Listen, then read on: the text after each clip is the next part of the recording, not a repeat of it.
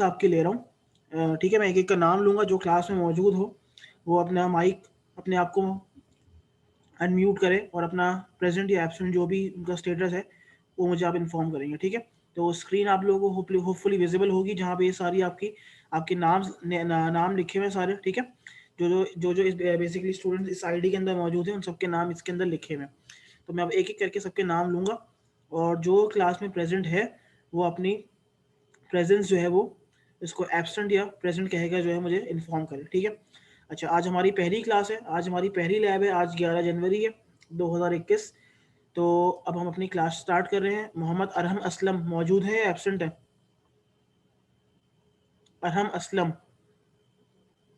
अच्छा, मैं अटेंडेंस आपकी जो है ना वो 2 दफ़ा लिया करूँगा, ताकि एक कंफर्मेशन हो जाए कि जो शुरू में बच्चा क्लास में मौजूद है आया वो क्लास के एंड तक या लैब के एंड तक, मतलब क्या उसने अपने अटेंडेंस को मेंटेन किया। ऐसा ना हो कि क्लास में शुरू में अटेंडेंस लें और फिर बाद में चले जाएं, ठीक है। और थोड़ा सा हम लोग सेशन को इंटरेक्टिव करने के लिए मैं बीच बीच में आपसे सवाल भी पूछता रहूँगा, ताकि मुझे इस बात का अश्योरिटी मिल जाए कि आप लोग क्लास के अंदर जो है वो एग्जिस्ट कर रहे हैं। ऐसा नहीं कि अपने पीछे से जो है वो क्लास में मौजूद नहीं है, ठीक है। थोड़े से हम लोगों ने रूल्स वगैरह चेंज किए हैं मैंने इस बार, तो वो मैं आपको सारे वक्तन इन्फॉर्म करता रहूँगा और इसको हम जो है स्मूथली इस लैब को इंशाल्लाह हम लोग इख्तिताम करेंगे, ठीक है।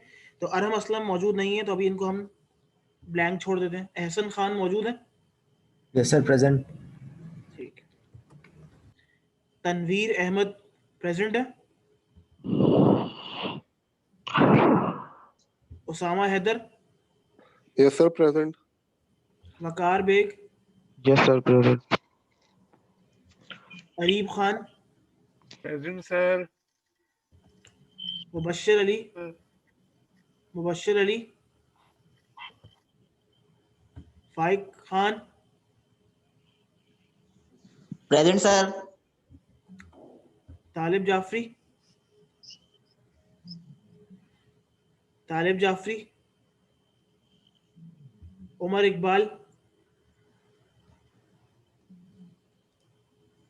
उमर इकबाल नहीं है, अच्छा। फैजान? फैजान? Present present. अच्छा। Zainul Abideen? Present sir. Umar Iqbal present है, उन्होंने अपना हाथ रेस किया, ठीक है। अच्छा जी, इसके अलावा हसन अजीम या हसन अजीम? ठीक है। Saifur Rehman? Sir present. Ali Raza? Shehriyar? Present sir. Nanak? Nanak? Mohammad Mehrab? Mohammad Mehrab? Naveera Nasir? Anushika? Anjala? Present. Sumar या सुमेर? सकलैन? Present sir. और यासिर? अच्छा, ठीक है। तो ये अटेंडेंस एक दफ़ा क्लास के एंड में भी हम लोग ले लेंगे, ताकि जो किसी भी वजूहत की वजह से नहीं क्लास में ज्वाइन कर सका तो वो मुझे व्हाट्सएप पे या तो इन्फॉर्म कर दें आप लोग, ठीक है, ताकि मुझे वो चीज़ पता रहे कि भाई कौन सा बच्चा जो है वो क्लास के शुरू में आया या क्लास के बाद में, अगर फर्ज करें कोई क्लास के दौरान लाइट चली गई या कोई और इशू हो गया, तो किसी ना किसी सर तरीके अस्सलाम से वालेकुम। मैसेज ड्रॉप कर दें। वालेकुम अस्सलाम। सर सदान अली 9526। सादान अली, आपका नाम इसके अंदर तो लिखा हुआ नहीं है लिस्ट के अंदर। हाँ लिखा हुआ है, सॉरी देखा नहीं मैंने। ठीक है, थैंक यू।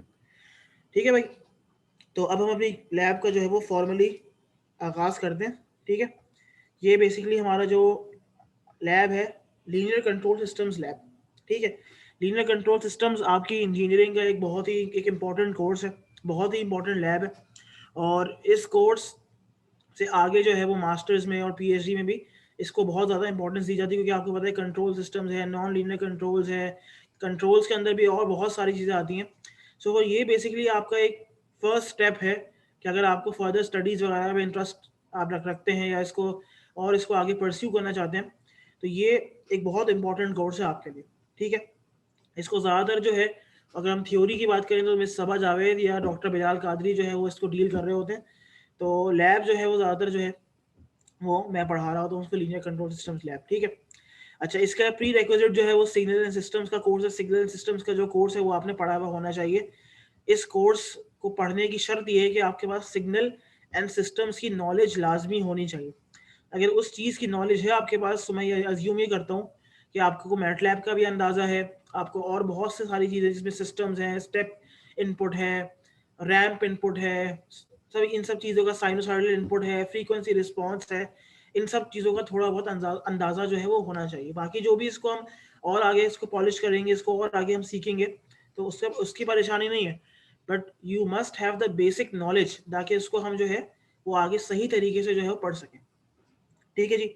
अच्छा, इसके अलावा ये कि इसके कॉन्टैक्ट आवर्स हम बात करें तो 3 आवर्स, जाहिर सी बात है लैब जो है हमारी 3 आवर्स की होती है, बट ऑनलाइन में क्योंकि हमारे पास उसको लिमिट करने के लिए हम इसको 1.5 या 2 आवर्स में इसको हम लोग इंशाल्लाह कंप्लीट कर लिया करेंगे, ठीक है। अच्छा, क्योंकि this lab is totally hardware oriented lab होती है, क्योंकि इसके बाकायदा ट्रेनर्स जो हैं वो आपकी यूनिवर्सिटी के अंदर फंक्शनल ट्रेनर्स हैं और बहुत बेहतरीन तरीके से वो काम करते हैं। और मतलब ये कि आप अगर LCS लैब यूनिवर्सिटी में करेंगे तो you will learn a lot and you will love it.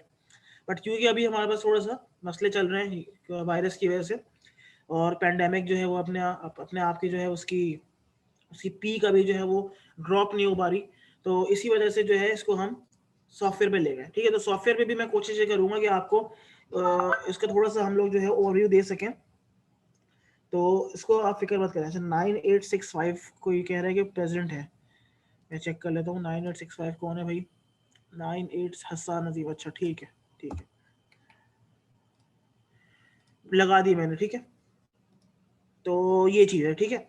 तो मैं ये कोशिश करूंगा कि आपको जो है इसका ऐसा एक ओवरव्यू हम लोग कर सकें कि हम लोग जो चीज़ लैब में करते हैं सर उसका हम अस्सलाम लोग। वालेकुम। वालेकुम सलाम। सर LCS की लैब की 2 आइडियाज है ना जी, सर, दोनों की शायद आई क्लास हो रही है या अलग अलग होगी सर? नहीं ठीक है अलग सर, अलग मेरा होगी, नाम नहीं आया। अलग अलग होगी, सर ठीक है सर। क्योंकि क्लैशेस काफ़ी हो रहे हैं। मैंने पहले ये सोच रहा था कि इलेक्ट्रिकल के स्टूडेंट्स जितने भी हैं और मैकेट्रॉनिक्स के स्टूडेंट जितने भी हैं उन सब की क्लास इकट्ठा ले लूँ, बट मसला ये आ रहा है कि आप में से काफ़ी लोग जो है वो कंप्यूटर साइंस की तरफ वाले स्टूडेंट्स भी हैं, तो उनकी इस वक्त ऊप की लैब हो रही है, कि काफ़ी लोगों की INM की लैब हो रही है, तो फिर वो मसले हो रहे थे। क्योंकि फिर जाहिर सी बात है, मैं एक टीचर से बात तो कर सकता हूँ, मैं हर किसी से तो नहीं उनसे कहता था कि भाई आप करें, कॉपरेट करें, तो जाहिर सी बात है उनकी भी अपनी कमिटमेंट्स हैं, उनके भी अपने टाइम स्लॉट्स हैं। तो डेट इज वाई मैंने ये सोचा कि मैं जो टाइम मुझे अलॉट किया गया है उसी लिहाज से जो है वो क्लास को हम लोग कंडक्ट करें। तो इस वजह से जो है मैं जिसकी जो आईडी है उससे रिक्वेस्ट ये है कि उसी वक्त ज्वाइन करे क्लास, और मैं उसकी अटेंडेंस पे उसी वक्त लगाऊंगा जो जिस वक्त उस आईडी की क्लास हो रही होगी। अगर दूसरी आईडी का बच्चा अगर अगर अभी आके क्लास लेगा तो या तो मुझे पहले से वो इन्फॉर्म करे कि सर मैं इस वक्त क्लास ले रहा हूँ, ताकि उसको फिर मैं उसकी प्रेजेंट या उसकी जो एब्सेंट है वो लगा सकूँ, या ना इस वजह से सर अगर मैं मेरी ये करूँ तो मसला होगा फिर। सर मेरी प्रेजेंट लगा दें सर, मेरी आईडी चेंज है सर। आप एक काम कीजिएगा, आप जो भी बात कर रहे हैं आप अपना जो नाम और अपना आईडी नंबर जो है ना मुझे आप व्हाट्सएप कर दें, ताकि उसको मैं डील कर सकूं। सही है, ठीक है सर। ठीक है। तो हम लोग बात कर रहे थे कि भाई क्योंकि हार्डवेयर ओरिएंटेड लैब है, बट उसको हम लोग सॉफ्टवेयर पे उसकी एनालिसिस कर रहे होंगे, तो सॉफ्टवेयर के अंदर हमारे पास जो हम लोग टूल यूज कर रहे हैं that will be purely MATLAB, ठीक है। मैटलैब के अंदर मैटलैब, सिमुलिंक, ये सारी टूल्स, ये सारे इंटरफेसेस आपके सामने हम लोग यूज कर रहे होंगे to deal with control systems and to deal with different type of controllers, different type of compensators, different type of systems, ठीक है।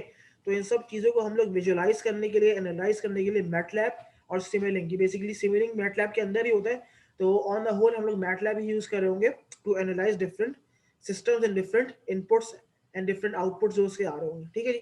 अच्छा, ये बात हो गई। अच्छा, एक और बात, सबसे इंपॉर्टेंट बात ये है कि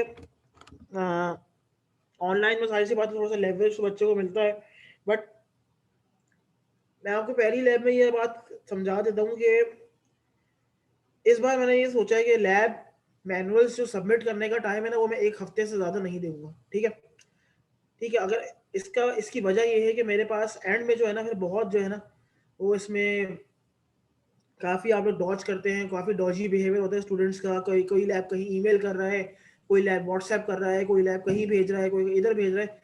तो इसीलिए आप लोगों की जिम्मेदारी अब ये है कि आप लोगों को अपना एलएमएस जो है ना वो एक्टिव रखना है, ठीक है। एलएमएस को एक्टिव रखने की जिम्मेदारी जो है वो स्टूडेंट्स की है कि स्टूडेंट्स किस तरीके से अपने एलएमएस को जो है वो एक्टिव रखना है और किस तरीके से एलएमएस पर जो है वो उसको यूटिलाइज करें। तो आप लोग सबसे एक रिक्वेस्ट है, सबसे एक इल्तिजा ये है कि आप लोग अपने एलएमएस को जो है ना वो किसी भी वजह से ब्लॉक ना होने दें। कोई फीस का इशू है या कोई और इशू, तो प्लीज़ आप लोग जो है हायर अथॉरिटी से बात करके रखें, उनसे एप्लीकेशन वगैरह लेके रखें ताकि आपके एलएमएस पर असर ना आए। क्योंकि इससे होता ये है कि वो वहाँ से तो ब्लॉक हो गया, बट एट द एंड जो भी कॉन्सिक्वेंसेस है फिर वो हमें फेस करने पड़ते हैं।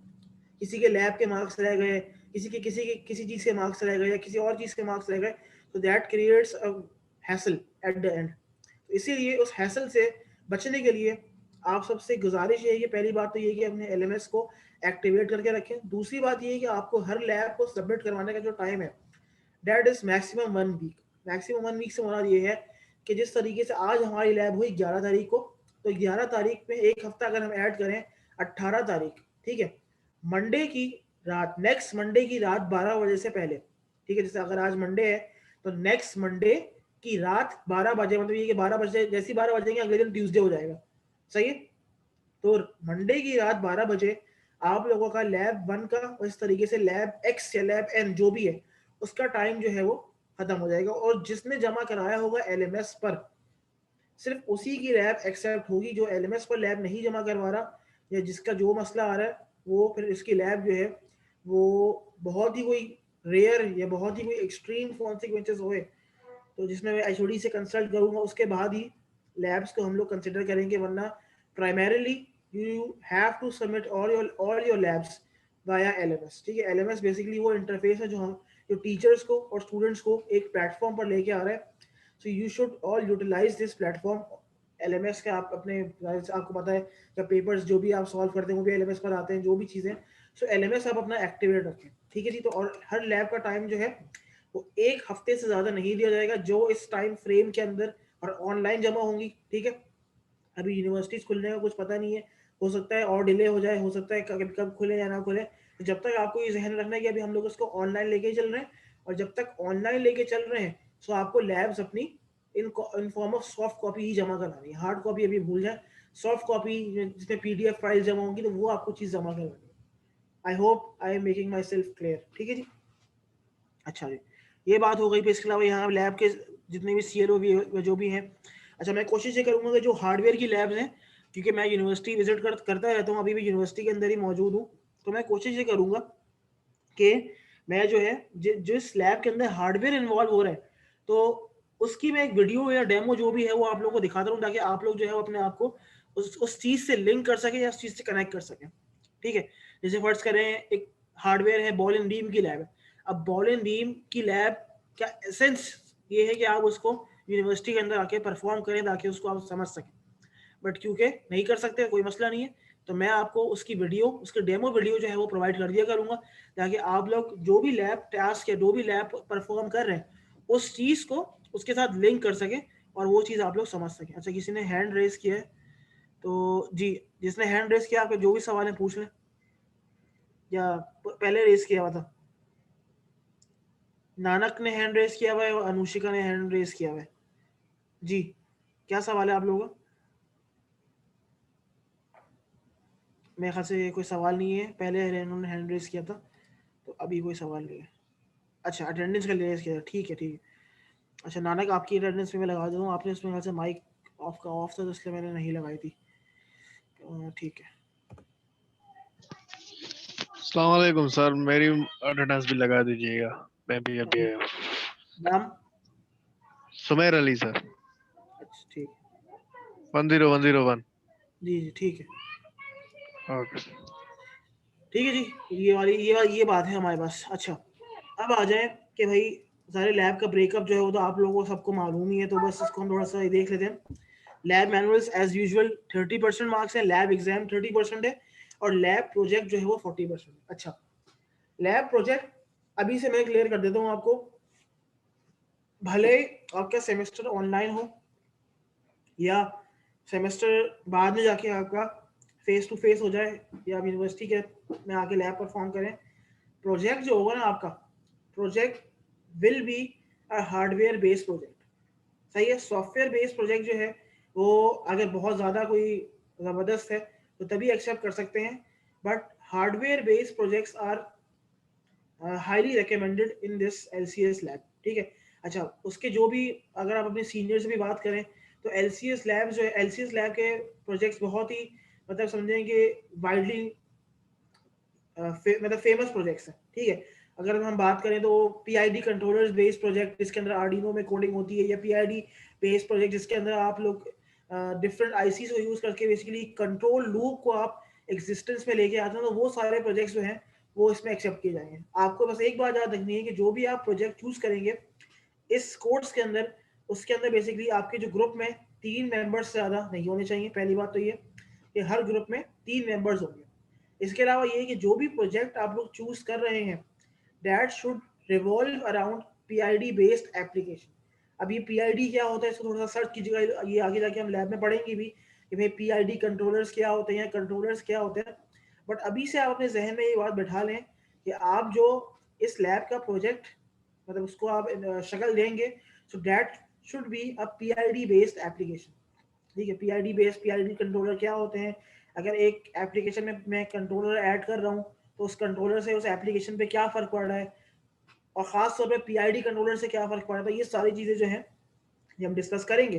बट अभी से मैंने आपको एक बात फ्लोट कर दी है कि आप लोगों का जो लैब प्रोजेक्ट होने वाला है दैट इज़ 40%, और उस 40% के अंदर जो है उसका ब्रेकअप मैं बाद में बताऊँगा। आपको एक बात का ध्यान ही रखना है कि आपके पास जो ग्रुप है उसमें 3 मेंबर्स होने चाहिए, मैक्सिमम 3, मिनिमम 1 भी हो सकता है, मसला नहीं है, बट 3 से ज़्यादा नहीं हो सकते। ठीक है, मैक्स 3 होंगे। इसके अलावा ये कि जो भी आप लोग प्रोजेक्ट्स चूज करें that should revolve around PID based applications. Only those type of projects will be considered जिसमें PID का फ्लेवर या PID का टच आ रहा होगा। समझ आ रही बात? इसको थोड़ा सा आप लोग सर्च कर लीजिएगा। ठीक है जी, इसके अलावा बाकी देखिए बुक्स वगैरह हैं वो आप लोग आपकी थ्योरी टीचर आपको बता देंगी। अब हम जो है लैब की तरफ आते हैं। आज की लैब जो है लैब नंबर 1 ये आपके सामने लिखी हुई है, इज अ बेसिक लैब जिसके अंदर आप लोग बेसिकली क्या करें, इंट्रोडक्शन टू मैटलैब। आज की लैब बहुत ही सिंपल सी लैब है, बहुत ही एक बेसिकली आपको मैटलैब से आशना करवाने के लिए, मैटलैब से आप लोग ताकि थोड़ा सा फेमिलियर हो जाए, उसको यूज़ करने में आप लोगों को आसानी हो जाए, तो उस चीज़ को मद्देनजर रखते हुए इस लैब को हमने डिज़ाइन किया है, जिसके अंदर हम लोग मैटलैब के ज़रिए कुछ एप्लीकेशन या कुछ बेसिकली सिंपल सी प्लॉट्स वगैरह जो है उसको हम एनालाइज करेंगे, ट्रांसफर फंक्शन एनालाइज करेंगे, सिमुलिंक का एक थोड़ा सा मॉडल देख लेंगे। तो इस तरीके से जो है वो आज की लैब हमारी कंप्लीट हो जाएगी। ठीक है, अच्छा so this is your lab number 1। Lab number 1 है introduction to MATLAB for linear control systems. अच्छा, लैब नंबर 1 की तरफ बढ़ने से पहले जिस तरीके से मैं कोशिश ये करता हूँ कि जब भी हम लोग कोई नई लैब या कोई नई जर्नी हम लोग शुरू करें, सो उसके बारे में थोड़ा सा हम लोग समझ लेंगे भाई वो क्या चीज़ है। अब हम लोग पढ़ रहे हैं linear control systems. Linear control system basically अगर हम बात करें तो ये जो पूरी एक टर्म है ये 3 डिफरेंट वर्ड्स की इंटीग्रेशन हो रही है इसके लिए। ठीक है, लीनियर कंट्रोल एंड सिस्टम्स। अच्छा, अब स्टार्ट करते हैं कि सिस्टम्स क्या होते हैं। सिस्टम्स अगर हम बात करें तो अगर मैं यहाँ पर आपको पेंट के जरिए समझाऊं, सो सिस्टम की अगर मैं बात करता हूँ तो फर्ज करो कि भाई मेरे पास अगर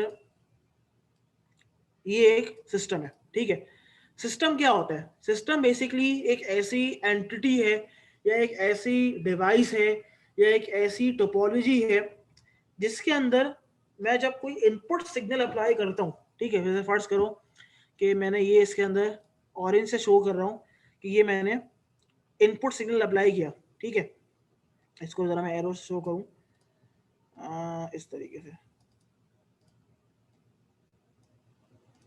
ठीक है, और इस तरीके से मैंने शो किया इसको। तो ये मेरे पास एक सिस्टम है, इसके अंदर मैंने एक इनपुट अप्लाई किया। तो सिस्टम बेसिकली एक ऐसी डिवाइस का नाम है या एक ऐसी एंटिटी का नाम है जो इस इनपुट सिग्नल को प्रोसेस कर रही है या इसको मैनिपुलेट कर रही है या इसको अपने अपने तौर पर समझ रही है, और एक रिस्पेक्टिव आउटपुट जो है वो इन रिस्पॉन्स जनरेट कर रही है। सही। तो सिस्टम बेसिकली सिंपल ये है कि एक ऐसी एंटिटी, एक ऐसा अरेंजमेंट ऑफ कंपोनेंट्स, या एक ऐसा कह सकते हैं कि डिवाइस जिसके अंदर जब मैं एक सर्टेन इनपुट, या इसको हम कह सकते हैं कि एक सर्टेन ऐसा सिग्नल अप्लाई करो जो बेसिकली इसको अवेक कर रहा है, या बेसिकली इसको हम कह सकते हैं कि इसको ये जगा रहा है। सही है। तो एक ऐसा सिग्नल, एक ऐसा सिस्टम जिसको जब मैंने इनपुट सिग्नल अप्लाई किया तो उस सिस्टम ने उसको मैनिपुलेट किया, उसको प्रोसेस किया अकॉर्डिंग टू इट्स प्रॉपर्टीज। अब ये जो मैंने टर्म यूज किया है अकॉर्डिंग टू इट्स प्रॉपर्टीज, इसका मतलब ये है कि ऑब्वियस सी बात है सिस्टम के अंदर भी कुछ ना कुछ चल रहा है। अब ह्यूमन बॉडी है, ह्यूमन बॉडी के अंदर क्या है कि बेसिकली सिस्टम चल रहा है। सिस्टम से मुराद क्या है कि आपको पता है कि आपके पास मुख्तलिफ डाइजेशन सिस्टम है, ब्रीदिंग सिस्टम है, आपका ब्लड फ्लो सिस्टम है। तो ये सारे के सारे क्या हैं, ये बेसिकली आपके सिस्टम्स हैं। अब फर्ज करें कि मेरे हाथ पे कोई कट लग गया, ठीक है। अब मेरे हाथ पर अगर कोई कट लगता है तो ये क्या है, ये एक सर्टेन इनपुट आया जो मेरे सिस्टम पर आकर वो लग गया।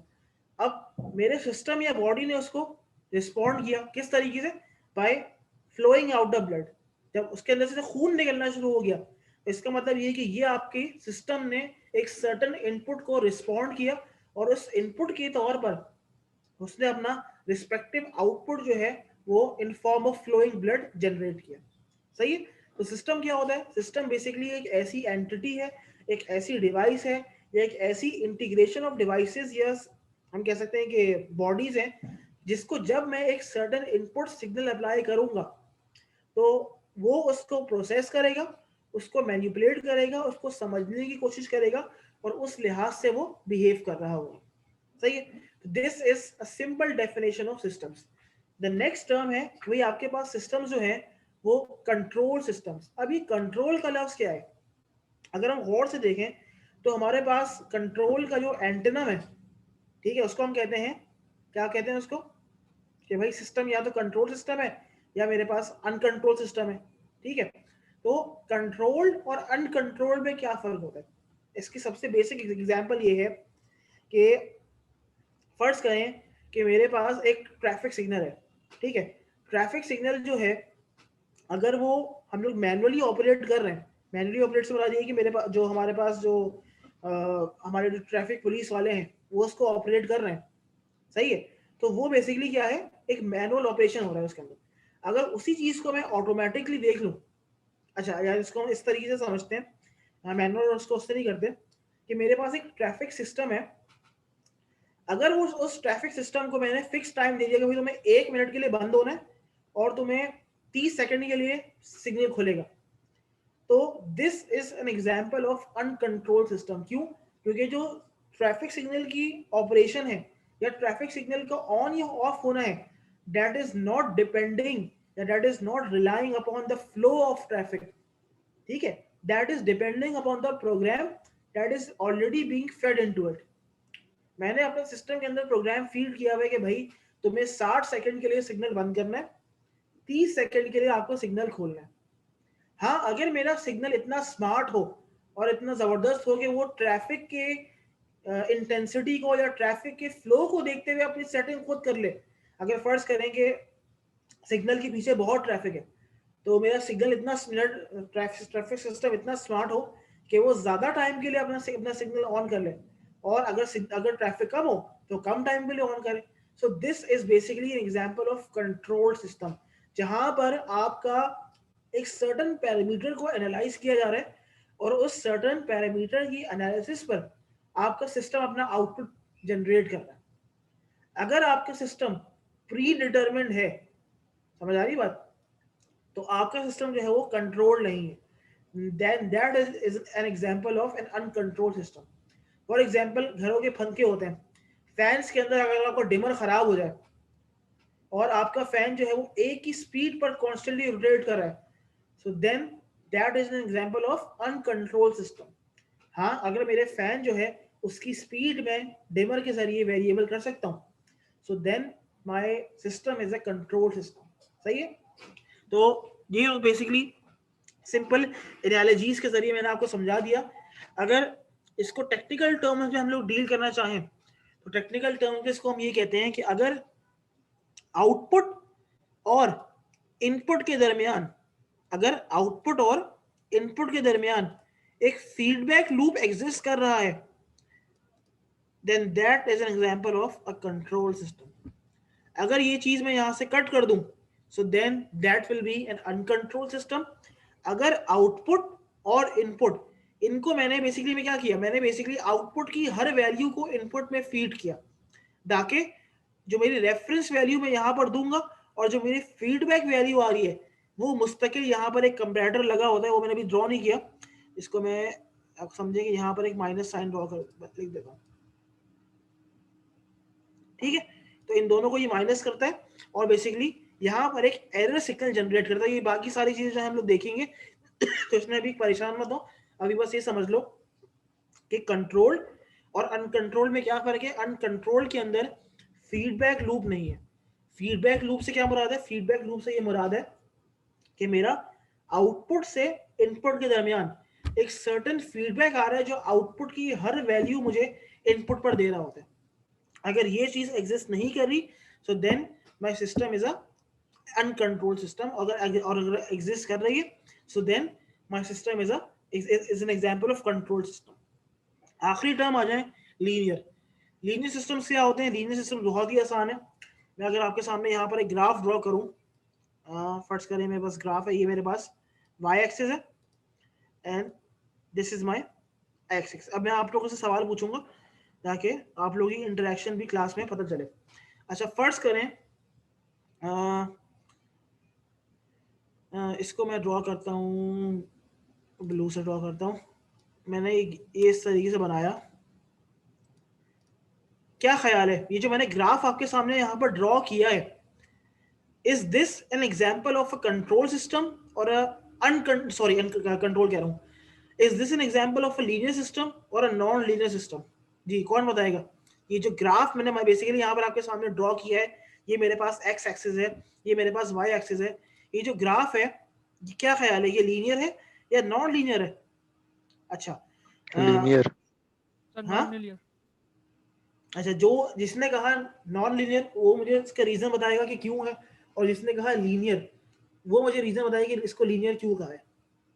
दोनों रीजन चाहिए मुझे। जी, why is this graph linear? अच्छा, किसी ने जवाब दिया कि this is not a straight line graph. ठीक है, इस बात को बेसिकली अगर हम देखें तो इस सवाल के 3 लेवल पे जवाब दिए। ठीक है, पहला जवाब दिए कि नॉन लीनियर है। ठीक है, नॉन लीनियर है। दूसरा जो लेवल है, उन्होंने काफी लोगों ने कहा कि सर लाइन स्ट्रेट नहीं है। अच्छा, हाँ, और किसी ने ये भी कहा कि सर लीनियर के अंदर लाइन स्ट्रेट होती है। अगर लाइन स्ट्रेट होगी तो स्ट्रेट लाइन की क्या चीज कांस्टेंट होती है?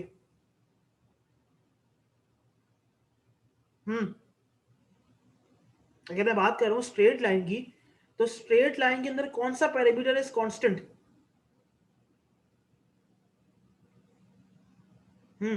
एनीवन? नहीं, एक्सिस कांस्टेंट नहीं। मतलब अच्छा, आप लोगों ने what is delta Y upon delta X? Slope. हाँ, किसी ने जवाब दिया स्लोप। वेरी गुड, शाबाश। स्लोप या ग्रेडियंट? स्लोप या ग्रेडियंट के एनालिसिस से हम ये बात कह सकते हैं कि भाई अगर मैं ओवरऑल देखूं तो मेरे पास ये ग्राफ, क्योंकि ये बेसिकली कर्व है, और कर्व के अंदर क्योंकि मेरे पास स्लोप जो है वो कांस्टेंट नहीं है, तो ये हो सकता है कि इस पाथ के लिए कुछ और हो स्लोप, हो सकता है कि यहाँ से लेकर यहाँ तक के लिए, इसको जरा मैं दूसरे से बनाऊं, हो सकता है कि इस पार्ट के लिए स्लोप कुछ और हो। ठीक है, हो सकता है इस पार्ट के लिए स्लोप कुछ और हो। तो अगर मुझे, अब मेरा नेक्स्ट सवाल ये है, किसी नॉन लीनियर सिस्टम को लीनियर करना होगा तो कैसे करेंगे?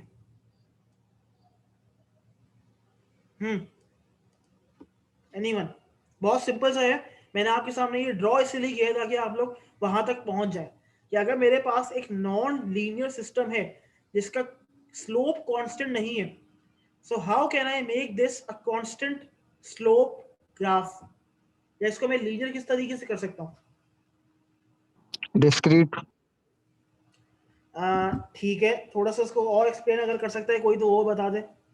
डिस्क्रीट तक तो मैं समझ गया हूँ, आप कहाँ तक आपका जवाब है सही है, डिस्क्रीट सही है, बट थोड़ा सा इसको और एक्सप्लेन करो। एक कॉन्सेप्ट होता है पीस वाइज लीनियराइजेशन, क्या होता है, सुना है किसी ने नाम आज तक ये? What is piecewise linearization? Piecewise linearization का मतलब ये होता है कि अगर मैंने इस नॉन लीनियर कर्व को लीनियर पीसेस में ब्रेक किया, लीनियर पीसेस से क्या मुराद है कि अगर मैंने उसको यहाँ मैंने देखा भाई इस पॉइंट पर ग्रेडियंट कांस्टेंट है, फिर अगले पॉइंट पर चेंज हो रहा है, बात यहाँ से लेकर यहाँ तक कांस्टेंट है, फिर यहाँ से लेकर यहाँ तक कांस्टेंट है, फिर यहाँ से लेकर यहाँ तक कांस्टेंट है। सो यूजिंग दिस मेथड और using this topology I can apply piecewise linearization and convert a non-linear system into a linear one. सही है जी। तो ये हमारे पास लीनियर कंट्रोल सिस्टम्स की इंट्रोडक्शन थी।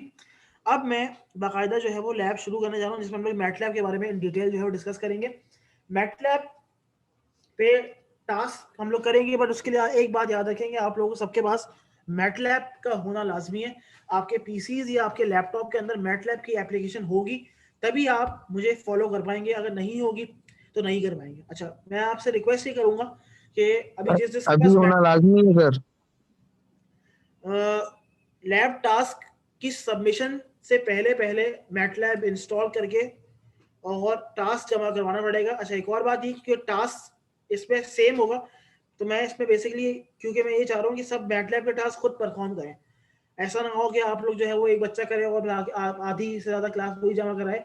तो थोड़ा सा हम लोग ये करेंगे कि जो भी इसमें वैल्यूज है वो चेंज करेंगे ताकि आप लोग मैटलैब जो है वो सही तरीके से सीखें। क्योंकि देखिए अब आप लोग जो है ना वो 5th सेमेस्टर में आ गए और 5th semester is basically senior semester, ठीक है। 4th सेमेस्टर तक आप लोग जो है वो अपनी इंजीनियरिंग के आधे लेवल तक पहुंच गए, उसको आपने उसको पार कर लिया। अब आप लोग जो है ना वो जूनियर नहीं है आप, सही है, आप लोग सीनियर्स हो गए हैं सारे। अब आप लोग अब आपके जूनियर्स आपको लुकअप करेंगे और आपसे हेल्प लेंगे। सो ऐसा ना हो कि अगर वो आपसे हेल्प लें तो आप लोग जो है वो ब्लैंक हो जाए, सही है। तो उस चीज़ को, उस ऑकवर्ड मोमेंट को ख़त्म करने के लिए एक बात ये है कि सबके पास या तो मैटलैब लाजमी हो और उसको मैटलैब पर काम करना भी आता हो। देखिए मैटलैब बहुत सिंपल है, उसके ट्यूटोरियल्स गूगल पे भरे पड़े हैं, जो भी कोड बाकायदा कोड भरे पड़े हैं।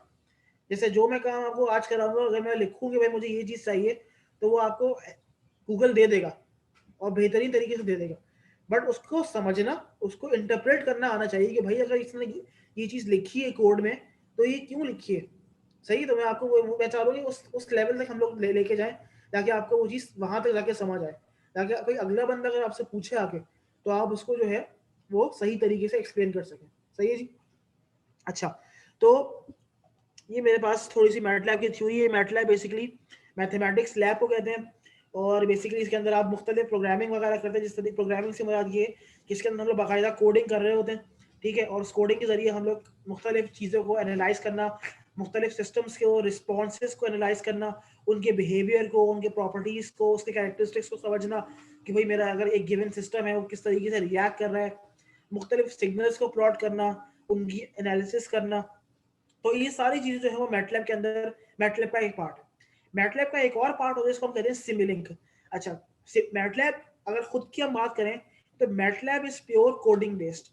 अगर उस कोडिंग से बचना चाह रहे हैं और अपने आप को यूजिंग ब्लॉक डायग्राम्स अगर आप काम करना है तो वही काम ब्लॉक डायग्राम के लिए हम लोग यूज करते हैं सिमिलिंक। मतलब अगर आप गौर से देखें तो सिमिलिंक है तो मैटलैब का पार्ट, बट सिमिलिंक और मैटलैब में क्या फर्क है? मैटलैब आपको सब चीजें बाकायदा कोडिंग के जरिए दे रहा होता है। अगर मुझे कोई सिग्नल प्लॉट करना है तो मैं उसका एक कोड लिखूंगा, ठीक है। बट सिमिलिंक का फायदा क्या है? सिमिलिंक का फायदा ये है कि वहां पर आपको कोडिंग नहीं करनी पड़ती, you just have to select the required block diagrams या blocks from the given libraries and then you can easily work on them. तो ये भी हम लोग मैटलैब भी करेंगे आज और सिमिलिंक भी देखेंगे ताकि आप लोगों को सब चीजें क्लियर हो जाए, ठीक है जी। अच्छा, अब इसमें कुछ उसने यहाँ पर चीजें समझाई हुई हैं तो उसको डायरेक्ट मैं मैटलैब के अंदर समझा रहा हूँ। अच्छा, अगर आपके सामने ये मैटलैब की स्क्रीन जो है ये खुल गई होगी। अच्छा, इसको अगर हम जरा एक minute,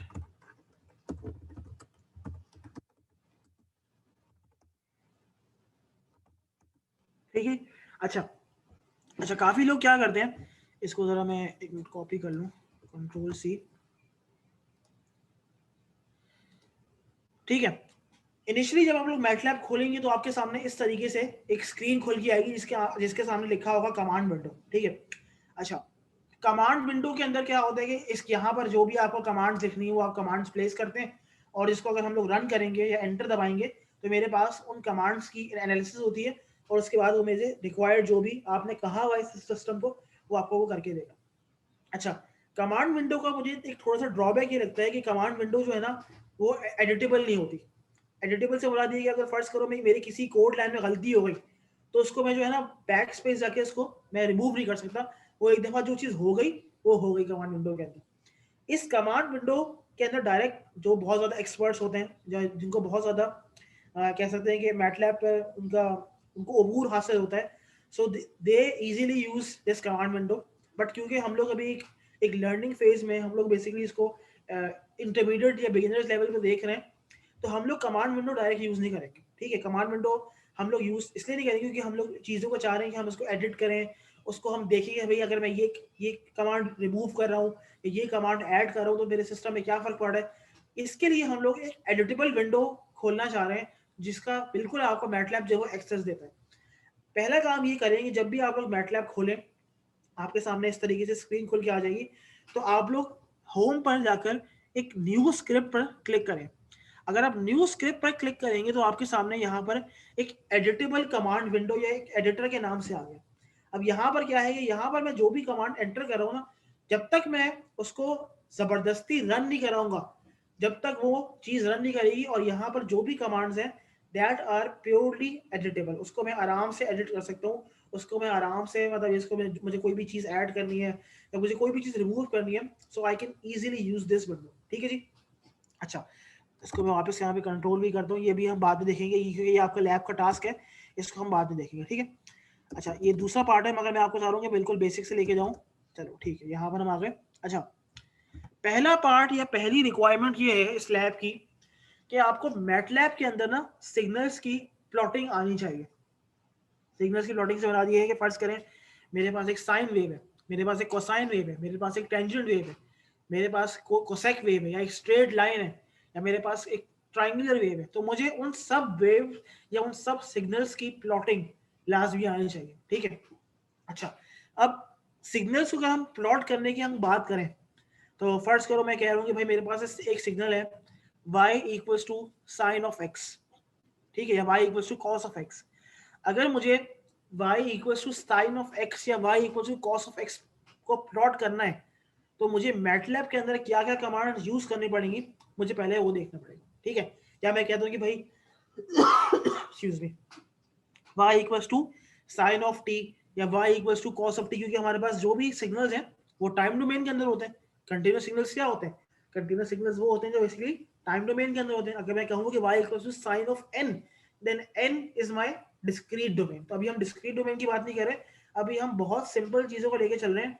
we are talking about continuous signals that are in time domain.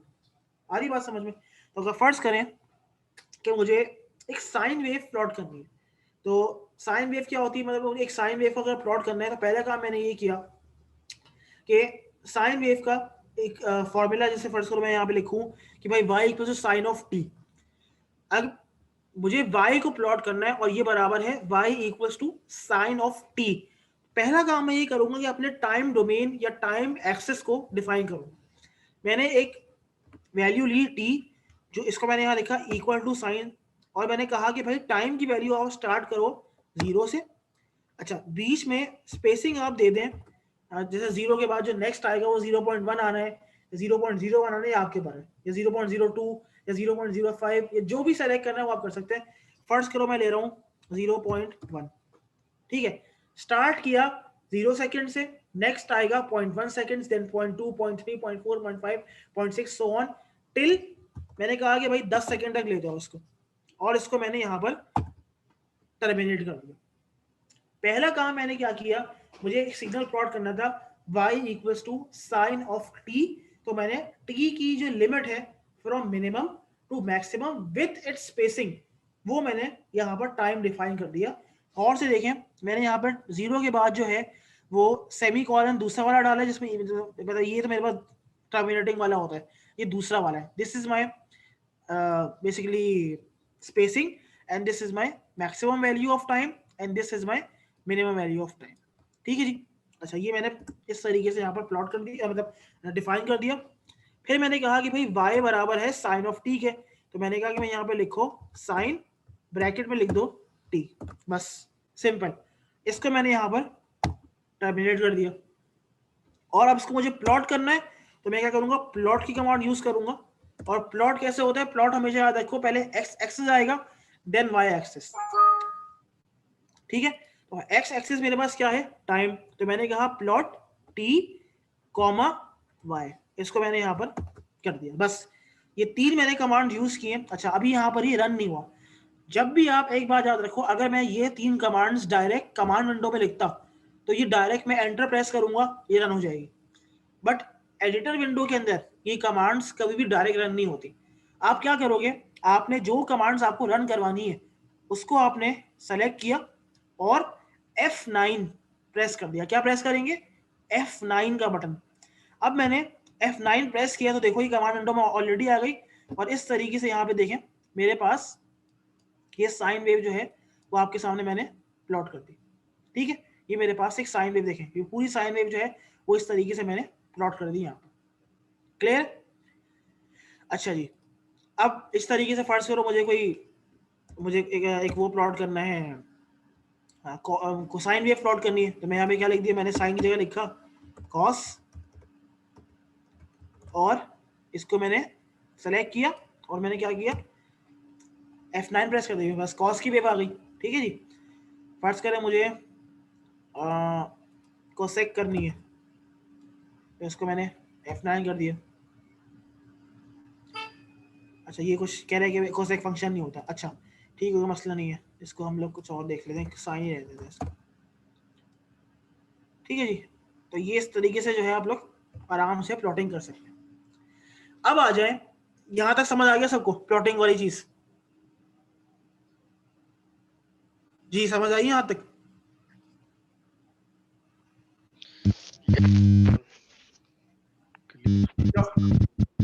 Plotting के 3 रूल्स हैं. 3 रूल्स क्या है, पहले टाइम डिफाइन करना है कि कितने टाइम में आपको सिग्नल देखना है आपको. नेक्स्ट, उस सिग्नल का फंक्शन डिफाइन करना है कि भाई सिग्नल की इक्वेशन क्या है. एंड फाइनली आपने प्लॉट की कमांड देनी है. 3 कमांड यूज करेंगे, your signal is good to go, आप आराम से इसको प्लॉट कर सकते हैं. बस ये 3 कमांड यूज करनी है and you can easily plot your signal. समझ आ गया यहां तक? जी समझ आया? Yes sir. ठीक है. Yes sir. Yes, sir. ठीक है जी. अच्छा, इसको जरा हम लोग,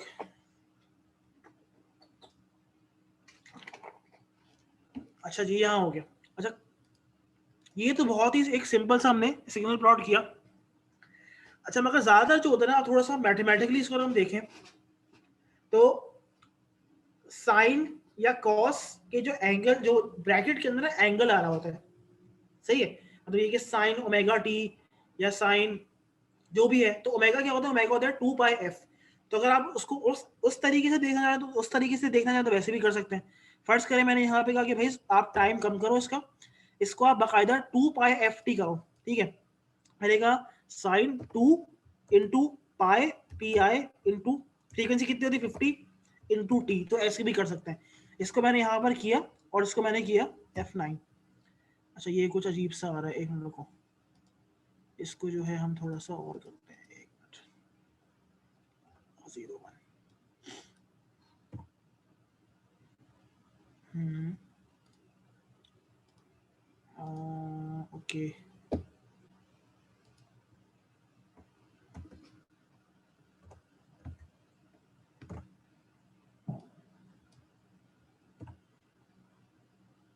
ये थोड़ा सा अजीब सा दे रहा है.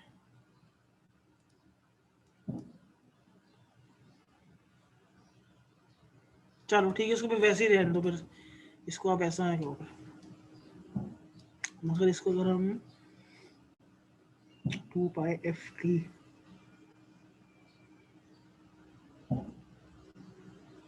सही है, इसको हम ऐसे भी कर सकते हैं,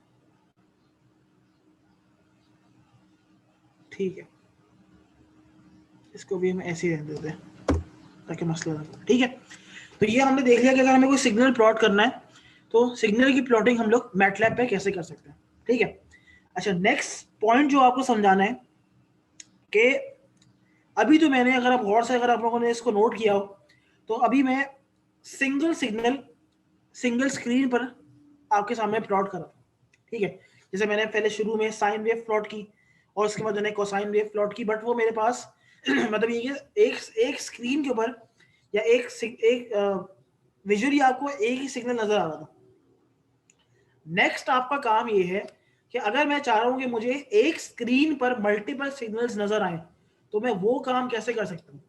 अच्छा, अब उस चीज के लिए या उस कॉन्सेप्ट के लिए आपको ये समझना पड़ेगा कि हम अपनी जो मैटलैब की ऑसिलोस्कोप की स्क्रीन है उसको हम लोग मल्टीपल पोर्शंस में ब्रेक कर सकते हैं, ठीक है। मल्टीपल पोर्शन से मेरा क्या मुराद है? मल्टीपल पोर्शन से मेरा मुराद ये है कि गौर से देखो, मेरे पास ये कॉन्सेप्ट आता है मैट्रिक्स बेस्ड कॉन्सेप्ट, ठीक है। अच्छा, अगर मैं ड्रॉ करूं, फर्स्ट करो, ये मेरे पास इस तरीके से एक ही मैंने मैट्रिक्स ड्रॉ करने की कोशिश की है,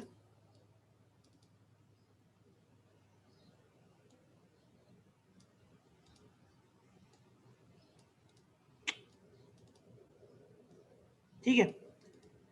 अच्छा, फर्ज करो ये मेरे पास अभी सिंगल स्क्रीन है। सिंगल स्क्रीन का मतलब ये कि मेरे पास अभी यहाँ पर सिर्फ एक साइन वेव आ रही है या मेरे पास एक कॉस वेव आ रही है, मतलब दोनों सिग्नल्स नहीं आ रहे। I only have a single signal appearing at my screen.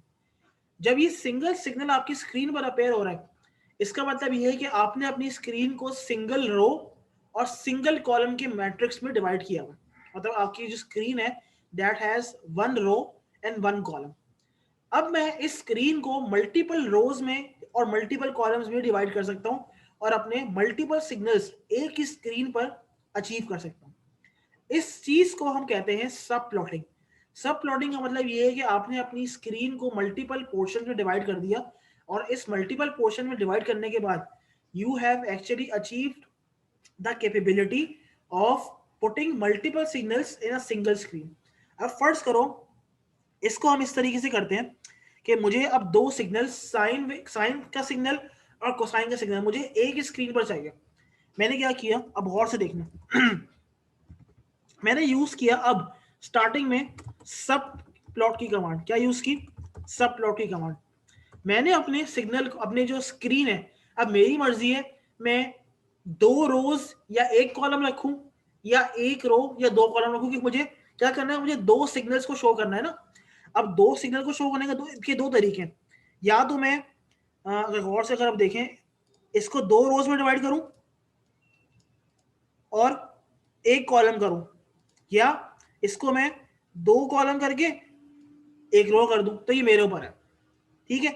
सब प्लॉट की जो कमांड आती है उसके अंदर तीन चीजें होती है। पहले आती है number of rows, then number of column, then the position that you want to access. First कर, अच्छा मैं आपके सामने दोनों करता हूं। पहले मैं क्या करता हूं, पहले मैं अपने सिग्नल, पहले अपनी जो सब प्लॉटिंग की जो कमांड है उससे अपनी स्क्रीन के अंदर दो रोज क्रिएट करता हूं। मैंने कहा कि भाई सब प्लॉट की कमांड की ब्रैकेट के अंदर पहले आती है नंबर ऑफ रोज। मैंने कहा कि भाई मुझे दो रोज चाहिए, एक कॉलम चाहिए, और मैं अभी पहली पोजीशन एक्सेस कर रहा हूं। मैंने यहाँ लिख दिया सब प्लॉट 2 1 1 और 1। बस ये मेरा यहाँ तक काम हो गया। अब मेरा काम वही है, टाइम डिफाइन किया। टाइम मेरे पास 0 से लेकर, मैंने कहा 0.1 कर लो, एंड देन 10। इसको मैंने यहाँ पर टर्मिनेट किया। मेरे पास सिग्नल है y equals to sine of t, और मेरे पास टर्मिनेशन किया, देन प्लॉट t, y, ठीक है। अब मैंने क्या किया, एंटर प्रेस किया। अब मुझे क्या करना है, दूसरा सिग्नल में चाह रहा हूं कि साथ ही आ जाए। मैंने लिखा सब प्लॉट, क्योंकि दो रोज हैं एक कॉलम है, और अब कौन सी पोजीशन एक्सेस करनी है, सेकंड वाली। तो मैंने यहाँ पर 2 1 1 नहीं लिखा, अब मैंने लिखा यहाँ पर 2 1 2। इसको मैंने ब्रैकेट बंद किया। टाइम मेरे पास वही रहेगा। मैंने कहा कि भाई a बराबर है cos ऑफ t के, सही है, और प्लॉट मैंने कहा t, a। ये किया मैंने। और अब जब मैंने, अच्छा इसको यहाँ पर आप टर्मिनेट भी कर दो, कोई मसला नहीं है, इसको भी आपने कर दिया। अब जब मैंने यहाँ से लेकर यहाँ तक को मैंने सेलेक्ट किया और मैंने F9 प्रेस किया, तो अब आप गौर से देखें क्या किया मैंने। अब मेरे पास साइन वेव और कोसाइन वेव दोनों क्या आ रहे हैं, एक ही स्क्रीन पर आ रहे हैं। इस स्क्रीन के अंदर 2 रोज हैं और कॉलम कितने, एक ही है। अच्छा अब हम क्या करते हैं, हम थोड़ा चेंज करते हैं इसको। हम कहते हैं कि भाई अब मुझे 1 रो चाहिए। मैंने कहा कि 1 रो चाहिए और 2 कॉलम चाहिए। मैंने कहा सब प्लॉट 1 रो 2 कॉलम और कौन सी पोजीशन, पहली वाली। और ये पूरा का पूरा code as it is copy कर लिया मैंने, क्योंकि मुझे ये वाला चीजें प्लॉट करनी है। ठीक है जी। और अब क्या, सब प्लॉट 1 रो 2 कॉलम्स है और सेकंड पोजीशन है। और ये चीज मैंने एज इट इज यहाँ पर कॉपी कर ली। ठीक है। और अब मैंने इसको रन किया तो अब फर्क देखिएगा, ये आगे यहाँ पर देखें अब क्या हुआ। अब आपकी स्क्रीन पर रो तो 1 आ रही है बट कॉलम कितने आ गए, 2 आ गए। तो ये आपके ऊपर है कि आप अपनी स्क्रीन को जितनी भी हिस्सों में डिवाइड करना चाह रहे हैं, m rows n columns, it is up to you. समझ आ रही बात। सो ये हम लोगों ने 2 चीजें यहाँ पर कर ली। पहले हम लोगों ने प्लॉट की कमांड यूज की। प्लॉट की कमांड आपकी एक स्क्रीन पर एक सिग्नल लेके आती है, बट अगर आपको मल्टीपल सिग्नल्स एक ही स्क्रीन पर एक्सेस करने या मल्टीपल सिग्नल्स एक ही स्क्रीन पर इसको देखने, विजुअलाइज करने, so then you have to use the subplot command. Clear है? सर अगर एक ही ग्राफ पर दोनों सिग्नल नहीं देख सकते क्या? हाँ, एक ही ग्राफ पर दोनों सिग्नल, एक ही ग्राफ पर दोनों सिग्नल भी देख सकते हैं, उसकी भी हमारे पास कमांड्स होती हैं। तो मैं आपको एक मिनट रुको। यहाँ पर इसको अगर हम देखें, रुको, अगर मैं यहाँ पर सब प्लॉट की कमांड हटा दूं दोनों तरफ, ठीक है,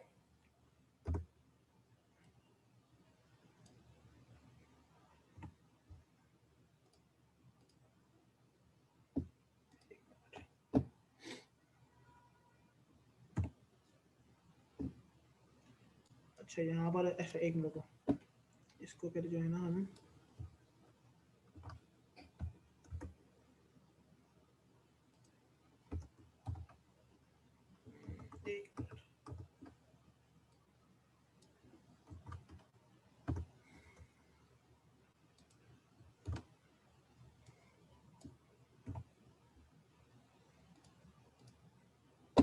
उसकी भी एक अलग से कमांड होती है, उसको मैं आपको देख के बता दूंगा। ठीक है, वो होती जरूर है, बिल्कुल आपने सही इसमें फरमाया है, वो होती है कमांड, वो मैं देख के बता दूंगा आपको। ठीक है जी। तो ये हमारे पास प्लॉट और सब प्लॉट की कमांड हम लोगों ने यूज करते हुए एक ही सिग्नल को हम लोगों ने एक स्क्रीन पर एंड देन मल्टीपल सिग्नल्स को एक ही स्क्रीन पर जो है हमने एक्सेस करना सीख लिया। ठीक है, तो ये बहुत ही सिंपल सा आपका मतलब टास्क हो जाएगा आपका लैब का, जो अभी समझा भी दूंगा कि किस तरीके से जो है वो आप लोग इस मतलब ये कि मल्टीपल सिग्नल्स वगैरह जो है वो प्लॉट कर सकते हैं। अच्छा, इसके अलावा मैटलैब जो है वो मैट्रिसेस के साथ भी डील करता है। ठीक है, मैट्रिक्स की मल्टीप्लिकेशन, मैट्रिक्स की ऑपरेशन, मैट्रिक्स का स्क्वायर, मैट्रिक्स का डिटर्मिनेंट, इनवर्स, जो भी कराना है मैटलैब से इजीली आप करवा सकते हैं। ठीक है। अच्छा, फर्ज करें, अब मैं एग्जांपल आपकी लैब से उठाता हूं। आपके पास एक मैट्रिक्स है, ए मैट्रिक्स, ये एक स्क्वायर मैट्रिक्स है, ये 2x2 का मैट्रिक्स है। यहाँ पे लिखा हुआ है 1 2 3 4। इसके अंदर 2 रोज हैं, 2 कॉलम्स हैं। जो इसकी रो एलिमेंट्स हैं वो है 1 2 और 3 4, और जो कॉलम एलिमेंट्स हैं वो क्या है, 1 3 एंड 2 4। ठीक है, अब मुझे पहले क्या करना है, मुझे इस ए मैट्रिक्स को मैटलैब के अंदर डिक्लेयर करवाना है। तो कैसे कराएंगे, और से देखो, हमने लिखा, मैंने सेलेक्ट किया भाई ए मैट्रिक्स है, इसको मैंने यूज किया स्क्वायर वाले ब्रैकेट्स। ठीक है, इसमें आप अगर गौर से देखें तो यही वाले ब्रैकेट्स ने यहाँ पे यूज किए। अच्छा, जो पहला रो है उसको आपने लिखा, पहली रो क्या है, 1 2, तो मैंने लिखा 1 स्पेस 2। यहाँ पर मैंने इसको टर्मिनेट किया और अब मैं दूसरी रो पर आया, मैंने लिखा 3 4। इसको मैंने खत्म, इसको मैंने यहाँ पे बंद कर दिया। ठीक है, अगर आप गौर से देखो, अगर मैं सिर्फ इस कमांड को रन करूंगा F9 से, तो मेरे पास इस कमांड विंडो में यहाँ पर वही मैट्रिक्स जो है वो डिक्लेयर हो गया। सही है। अगर आपने गलती से फर्ज करो इसको ऐसे कर दिया, अगर आपने लिख दिया भाई 1 3 और 2 4, तो अभी मैट्रिक्स चेंज हो गया। इसको अगर मैं F9 दबाऊंगा तो अब मेरे पास ये 1 2 3 4 ऐसे आ गया, पहले मेरे पास ऐसे आ रहा था, अब मेरे पास ऐसे आ गया। तो एक बात याद रखें कि जो भी आपके पास रो एलिमेंट्स हैं वो आप पहले लिखेंगे, उसके बाद सेकंड रो के एलिमेंट्स लिखेंगे। मतलब ये कि ये मेरे पास फर्स्ट रो के एलिमेंट्स हैं, then these are my second row वाले एलिमेंट्स। आ रही बात समझ में? ठीक है, तो ये मैंने इसको डिक्लेयर कर दिया यहाँ पे। इसको मैं F9 प्रेस कर दूं ताकि मेरे पास लेटेस्ट वाला जो है वो अपडेट हो जाए। अब फर्ज करो मुझे इस मैट्रिक्स का मुझे एक और मैट्रिक्स से मल्टीप्लाई कराना है। ठीक है, फर्ज करो मेरे पास एक बी मैट्रिक्स है, उसको मैं एलिमेंट्स ले लेता हूँ कि भाई तुम हो जाओ 3 4 और 5 6। ठीक है, इसको मैंने ए और बी को दोनों को मैंने डिक्लेयर करवा दिया, इसको मैंने F9 कर दिया। अच्छा, जब दो मैट्रिसेस आपस में मल्टीप्लाई होते हैं तो वो कौन सी कंडीशन है जो मुझे फुलफिल करनी पड़ती है? अच्छा, और क्या ये दो मैट्रिक्स आपस में मल्टीप्लाई हो सकते हैं, ए और बी?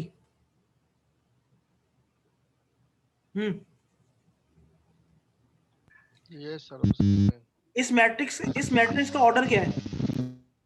ए मैट्रिक्स का ऑर्डर क्या है? 2 by 2 सर। बी का क्या है? 3 का ठीक है, तो याद रखो कि जब भी दो मैट्रिक्स आपस में मल्टीप्लाई होंगे तो पहले वाली के कॉलम्स और दूसरे वाली के रोज। पहली वाली का कॉलम का मतलब है कि मेरे पास ए मैट्रिक्स का कॉलम कितने हैं? 2। बी मैट्रिक्स की रोज कितनी है? 2। अगर पहले के कॉलम और दूसरे के रोज ये दोनों बराबर होंगे सिर्फ तब ही आपके दो मैट्रिक्स आपस में मल्टीप्लाई हो सकते हैं। अगर ये दो बराबर नहीं होंगे so then matrix multiplication is never possible. तो उसमें आप फिर मुख्तलिफ चीजें ढूंढते रह जाएंगे। ठीक है, तो मैंने कहा कि भाई मुझे दोनों को मल्टीप्लाई करना है। मैंने कहा कि भाई सी जो है वो बराबर है ए मल्टीप्लाई बाय बी। इसको मैंने यहाँ पे लिख दिया। इसको मैं रन करता हूँ F9 दबा के, तो मेरे पास ये एक और से देखें, ये आपके पास आसानी इसने मल्टीप्लाई किया और आप लोग इसमें कर सकते हैं। अब इसमें आप अगर आप 3 by 3 का भी कर सकते हैं, 4 by 4 का कर सकते हैं, मतलब इसमें आप n by n का कर सकते हैं आसानी।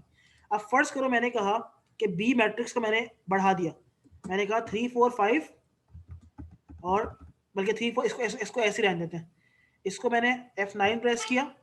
हाँ, अब मैंने कहा कि भाई इसको आप मल्टीप्लाई करो। ये रुक जाओ, इसको हम करते हैं F9। अच्छा, इसको हम लोग यहाँ पे 5 6 7 कर देते हैं। चलो ठीक है, अब मैंने यहाँ पर बल्कि अभी भी कर ही जाएगा इसको मुझे जो है ना एक मिनट को, इसको मुझे नहीं करवाना। ठीक है, 7 8 9 अब करते हैं इसको। ठीक है, अब मैंने कहा कि भाई मल्टीप्लाई करो a इंटू बी। अब ये नहीं देगा, क्यों? क्या कह रहा है? Incorrect dimensions for matrix multiplication, check that the number of columns in the first matrix matches the number of rows in the second matrix to perform an element wise multiplication। समझ आ गई? तो इसलिए ये चीज आपको ध्यान रखनी है। अच्छा, फर्ज करो मुझे मैट्रिक्स का स्क्वायर निकालना है। मैंने कहा कि भाई अब दो तरीके हैं, या तो आप लिखो यहाँ पर स्क्वायर ऑफ ए, इससे भी कर सकते हैं। अच्छा, इसमें नहीं कर सकते, सॉरी। इसको जो है ना फिर आपको ऐसे करना पड़ेगा, c बराबर है a मल्टीप्लाई बाय a। इससे आप जो है आराम से मैट्रिक्स का स्क्वायर निकाल सकते हैं। अगर आपको मैट्रिक्स का डिटर्मिनेंट निकालना है तो उसको आप लिख सकते हैं डिटर्मिनेंट ऑफ a। तो ये आपके पास -2 आ गया। इसका इन्वर्स निकालना है तो आप लिखेंगे इन्वर्स ऑफ a। तो यहाँ से जो है आप इन्वर्स भी निकाल सकते हो, ये आपके पास इन्वर्स आ गया। ठीक है, तो किसी भी मैट्रिक्स का स्क्वायर लेना है, किसी भी मैट्रिक्स का डिटर्मिनेंट निकालना है, किसी का इन्वर्स निकालना है, matrix multiplication, division, subtraction, addition जो करना है, ये आप मैटलैब से बआसानी मैट्रिक्स मल्टीप्लिकेशन या मैट्रिक्स ऑपरेशंस आराम से परफॉर्म कर सकते हैं। सही? अच्छा, अब नेक्स्ट आ जाए, थोड़ा सा एक टास्क, हम लोग टास्क तो खैर नहीं, हम देखते हैं कि भाई अगर हमें सिस्टम का ट्रांसफर फंक्शन गिवन है तो ट्रांसफर फंक्शन को हम किस तरीके से मैटलैब के अंदर डिक्लेयर कराएंगे, एंड देन उसकी हमें अगर स्टेप रिस्पॉन्स देखना है या कोई और रिस्पॉन्स देखना है हम किस तरीके से कर सकते हैं। अच्छा, पहली बात ये कि ट्रांसफर फंक्शन क्या होता है। ट्रांसफर फंक्शन का नाम तो आप लोगों ने लाजमी सुना हुआ ही होगा। What is a transfer function? क्या होता है ट्रांसफर फंक्शन?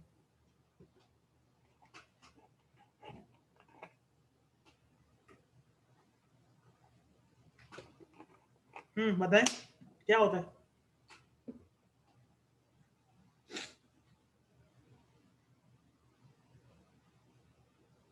Anyone?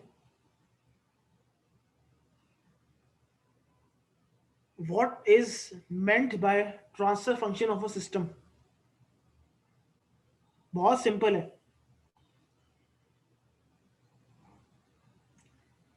अभी थोड़ी देर पहले मैंने आपसे एक बात की थी कि जब भी मैं सिस्टम के अंदर कोई इनपुट अप्लाई करता हूं, सही है, सिस्टम के अंदर मैंने कोई इनपुट अप्लाई किया, so my system manipulates that signal, ठीक है, अकॉर्डिंग टू इट्स प्रॉपर्टीज या according to its certain parameters. तो वो प्रॉपर्टीज या पैरामीटर्स क्या होते हैं? वो होता है सिस्टम का ट्रांसफर फंक्शन, सिस्टम की आइडेंटिटी होती है. जैसे हर बंदे का एक शनाख्ती कार्ड होता है ना, वैसे ही हर सिस्टम का शनाख्ती कार्ड उसका ट्रांसफर फंक्शन होता है. चाहे वो एक मोटर हो, चाहे वो एक पंखा हो, चाहे वो गाड़ी हो, चाहे वो इंसान ही क्यों ना हो, इंसान भी एक सिस्टम है.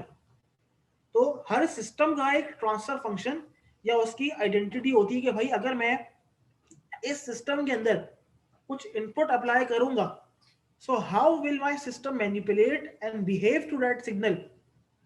That is determined by the transfer function of your system. तो in simple अल्फाजों में अगर मैं बात करूं तो ट्रांसफर फंक्शन बेसिकली होता है आउटपुट अपॉन इनपुट का रेशियो.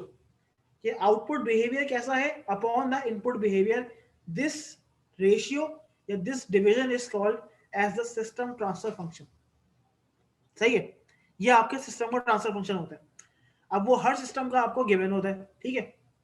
ट्रांसफर फंक्शन ज्यादातर जो है वो टाइम डोमेन में नहीं लिया जाता, उसको हम एस डोमेन में या फ्रीक्वेंसी डोमेन में कंसीडर करते हैं. क्यों? फ्रीक्वेंसी डोमेन में कंसीडर करने की वजह ये होती है कि वहां पर कुछ कैलकुलेशन सिंपल होती है, कुछ आसान होती है.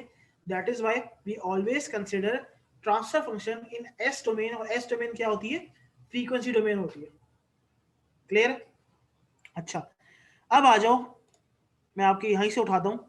कह रहा है कि आपके पास एक ट्रांसफर फंक्शन गिवन है 2s+1 अपॉन 3s+3. अच्छा, सवाल ये है, आप सब लोग सिग्नल सिस्टम्स पढ़ के आए हो, ये आपके सामने एक ट्रांसफर फंक्शन गिवन है 2s+1 upon 3s+3.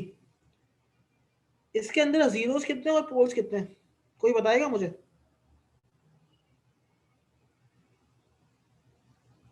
Sir zeros जो है वो 3 है और पोल 1 है. क्या है? जीरो कितने? 0 3 है और पोल 1 है. जीरोस 3 है. अच्छा, जीरोस ऊपर वाले को कहते हैं, नीचे वाले को कहते हैं? नीचे वाले को. अच्छा, anyone else want to add something?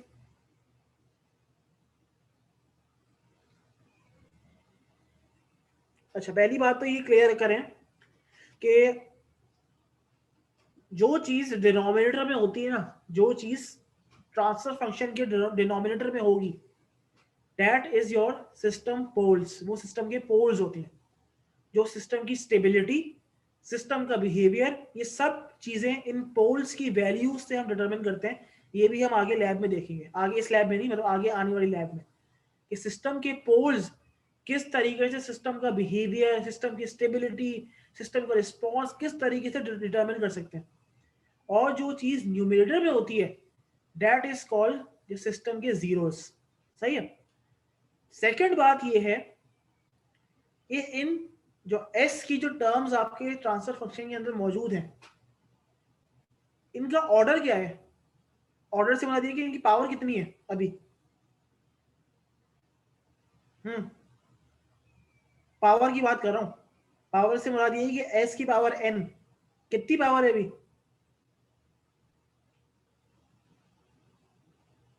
जवाब दो, सामने लिखा है. हाँ भाई, जवाब तो दे दो. एस की पावर क्या है इसके अंदर? 2 है, 3 है, 100 है, क्या है? 1 है ना सर? 1 है. हाँ बिल्कुल सही है, 1 है. तो जब 1 होती है, इसका मतलब ये है कि आपके पास एक ही पोल है और एक ही जीरो है. क्यों? क्योंकि ऊपर भी 1 है एस की पावर, नीचे भी एस की पावर 1 है. हाँ, अगर एस की पावर एस स्क्वायर होता या एस क्यूब होता, अगर एस स्क्वायर होता नीचे, then we should have 2 poles. अगर एस क्यूब होता तो मेरे पास 3 पोल्स होते हैं. जो इस इक्वेशन के ऑर्डर होते हैं ना, वो बेसिकली ये डिटरमिन करते हैं कि सिस्टम के अंदर कितने नंबर ऑफ पोल्स हैं और कितने नंबर ऑफ जीरोस हैं। क्लियर है? तो इस चीज को ध्यान रखना कि कभी कोई पूछे तो ये तरह कंफ्यूज मत हो जाए आप लोग। अब मुझे क्या करना है, पहला काम मुझे ये करना है कि मुझे इस गिवन ट्रांसफर फंक्शन को अपने मैटलैब के अंदर डिक्लेयर करवाना है। मैटलैब के अंदर कैसे करूंगा, ये है 2s + 1 और 3s + 3। ठीक है, मैंने क्या कहा कि भाई इसको आप करो, मैंने कहा y बराबर है, ट्रांसफर फंक्शन के लिए क्या लिखेंगे, tf। ठीक है, अच्छा उसके बाद अगर गौर से देखो इसने यूज किया है राउंड ब्रैकेट्स, तो मैंने यूज किया, देन स्क्वायर ब्रैकेट्स, उसके बाद उसने कहा कि भाई ऊपर क्या आ रहा है। अच्छा गौर से देखो यहाँ पर वो कह भी रहा है कि ऊपर क्या आता है, न्यूमरेटर आता है। न्यूमरेटर क्या है मेरे पास, न्यूमरेटर गौर से देखो वो है 2s + 1, s के साथ क्या है 2 है और देन 1 है, तो मैंने लिख दिया यहाँ पर 2 स्पेस 1 और ये स्क्वायर ब्रैकेट हो गया क्लोज। अब लिखेंगे आप डिनोमिनेटर। ठीक है, डिनोमिनेटर मेरे पास क्या आया, 3s + 3। अच्छा यहाँ बीच में कॉमा भी आएगा,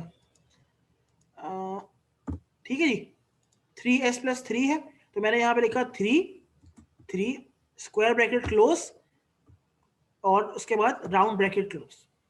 अब इसको अगर मैं F9 प्रेस करूं सेलेक्ट करके, तो ये देखें ये आपके पास वही चीज आ गई, y = 2s + 1 upon 3s + 3 which is a continuous time transfer function। आई बात समझ? अच्छा तो ये हमने ट्रांसफर फंक्शन को मैटलैब में किस तरीके से डिक्लेयर करना है वो हम लोगों ने सीख लिया। अच्छा अब मेरा नेक्स्ट सवाल ये है, स्टेप रिस्पांस क्या होता है। स्टेप रिस्पांस तो सिग्नल सिस्टम्स में लाजमी पढ़ा होगा, उसके बगैर तो सिग्नल सिस्टम्स कंप्लीट ही नहीं है। What is step response? what do I mean when I use the term step response? anyone? आप लोग प्लीज क्लास में पार्टिसिपेट करें ताकि क्लास में एक हेल्दी कन्वर्सेशन हो और पता चले कि भाई कोई क्लास में मौजूद है या नहीं। सिर्फ अटेंडेंस लगाने से कोई फायदा नहीं है जी। What is sir unit function जो होता है, यूनिट स्टेप फंक्शन होता है। हाँ very good. Unit step function जो है, जब आप किसी भी सिस्टम में आप यूनिट स्टेप फंक्शन को इनपुट करोगे और उस सिग्नल को जब मैंने इनपुट किया तो उसकी वजह से जो सिस्टम रिस्पॉन्ड देगा या जो बिहेव करेगा, that is called by system step response. अब मुझे अगर फर्ज करो यहाँ पर स्टेप रिस्पॉन्स निकालना है किसी सिस्टम, मतलब इस ट्रांसफर फंक्शन का, तो मैं कैसे निकालूंगा, मैं लिखूंगा स्टेप ऑफ y। अगर मैंने स्टेप ऑफ y प्रेस किया और इसको मैंने किया F9, तो मेरे पास यहाँ पर जो है अभी एक स्टेप रिस्पॉन्स बना हुआ आएगा, देखिएगा अभी यहाँ बिजी शो कर रहे हैं, अभी बना हुआ आएगा। ठीक है, तो ये आपके पास इस तरीके से डाई आउट करता हुआ एक स्टेप रिस्पॉन्स इसने यहाँ पर शो कर दिया। क्लियर? अच्छा इसके अलावा अगर मुझे बोडे प्लॉट चाहिए, बोडे प्लॉट भी आप लोग पढ़ चुके हैं। बोडे प्लॉट बेसिकली फ्रीक्वेंसी प्लॉट होता है, जो बेसिकली आपकी फेज और आपका जो मैग्नीट्यूड है इन डेसिबल्स वो फ्रीक्वेंसी के साथ प्लॉट करते हैं, तो हम वो भी प्लॉट कर सकते हैं। हम लिखेंगे बोडे ऑफ y, तो वो भी हम कर सकते हैं। सर इसकी रिकॉर्डिंग मिलेगी ना सर? हाँ सब मिलेगा, रिकॉर्डिंग आपको YouTube वाली मिल जाएगी। ये नहीं मिलेगी सर? नहीं मतलब ये इसको मैं YouTube पे अपलोड करूंगा ना इस रिकॉर्डिंग को, तो वो YouTube का लिंक दे दूंगा आपको। ठीक है सर। तो ये आपके पास देखो बोडे प्लॉट भी इसका बना सकते हैं। ठीक है, तो ये बेसिकली मैटलैब पे आप लोगों को कुछ काम करना है। अच्छा इसके अलावा एक और चीज बस दिखानी है, जो हमने लास्ट टास्क किया है ना, इसको मुझे सिमिलिंग पे भी करना है। अच्छा मैटलैब के अंदर अगर आपको सिमिलिंग एक्सेस करना है तो दो तरीके होते हैं, या तो आप कमांड विंडो में जाके डायरेक्ट सिमिलिंग लिखो, SIMULINK लिख के इसको एंटर को प्रेस कर दो, तो ये सिमिलिंग आपका थोड़ी देर में खुद खोल देगा। देखो जब भी आपके मैटलैब पे इस तरीके से आए तो यहाँ पर बिजी लिखा हुआ है ना, तो प्लीज यहाँ पे ये देखो यहाँ बिजी लिखा हुआ है। इसका मतलब ये कि जो कमांड आपने दी है अभी आपका मैटलैब इसको प्रोसेस कर रहा है, तो उससे परेशान मत हो। ठीक है, ये थोड़ा टाइम लेता है, मैटलैब थोड़ा सा स्लो चलता है, तो इसलिए परेशान होने की जरूरत नहीं है। अभी मैंने सिमिलिंग यहाँ पर खोलना है, तो ये थोड़ा सा देर लगाएगा। इन द मीन टाइम जो है आप लोग जो है अपने लैब के जो बकिया टास्क है वो आपको समझा देता हूँ। ठीक है, अभी जब तक ये खुल रहा है, लैब टास्क नंबर 1 में कह रहा है plot a figure in MATLAB of the following signals, all signals must be shown on a single screen using the subplot command. आपके पास 4 सिग्नल्स हैं, इन चारों सिग्नल को आपको एक ही स्क्रीन पर शो करना है यूजिंग सबप्लॉट कमांड. अब 4 सिग्नल्स हैं तो आपके पास कितने 3 ऑप्शंस हैं. या तो आप 4x1 का मैट्रिक्स बनाओ, या 1x4 का बनाओ, या 2x2 का बनाओ. ठीक है, तो आपकी मर्जी है, जो जितने रोज जितने कॉलम्स बनाने, बस उसमें ये कि ये चारों सिग्नल्स जो है वो आसानी आगे फिट होने चाहिए. 1x4 का, 4x1 का, 2x2 का, जो आपको बनाना है आप बनाओ. ठीक है, टास्क 2 में वो कह रहा है एक मैट्रिक्स गिवन है 7961, इसका स्क्वायर निकालना है इसका इनवर्स निकालना है, और क्या निकालना है, डिटर्मिनेंट निकालना है. तो ये भी आप लोग कर लेंगे. एक ट्रांसफर फंक्शन गिवन है, कह रहा है define the given transfer function on MATLAB and show the step response. तो ये अभी आप कर लेंगे. फिर वो कह रहा है फाइंड द बॉर्डर प्लॉट, ये भी मैंने आपको क्या करके बता दिया.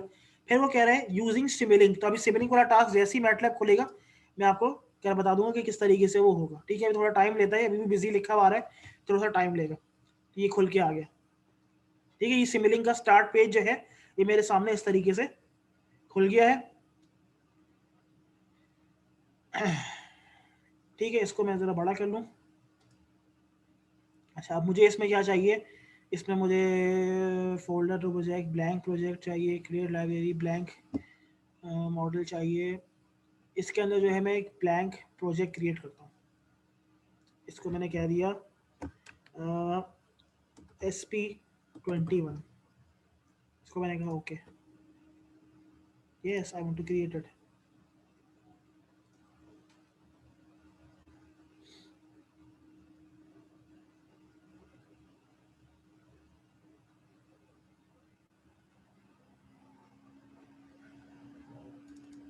एक मिनट रुको यार, ये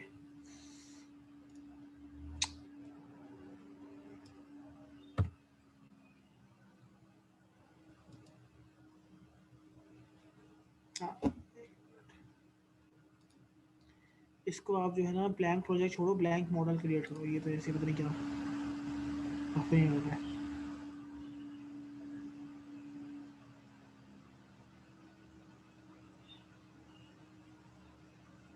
ठीक है, so you have to create blank model, क्योंकि मॉडल के अंदर लाइब्रेरी भी आती है, प्रोजेक्ट सब कुछ आ जाएगा. अगर मैं सिंपल प्रोजेक्ट क्रिएट करूँ तो उसमें लाइब्रेरी नहीं आती, और लाइब्रेरी बेसिकली वो चीज़ होती है जहाँ से हम लोग सारी चीज़ें उठाएंगे.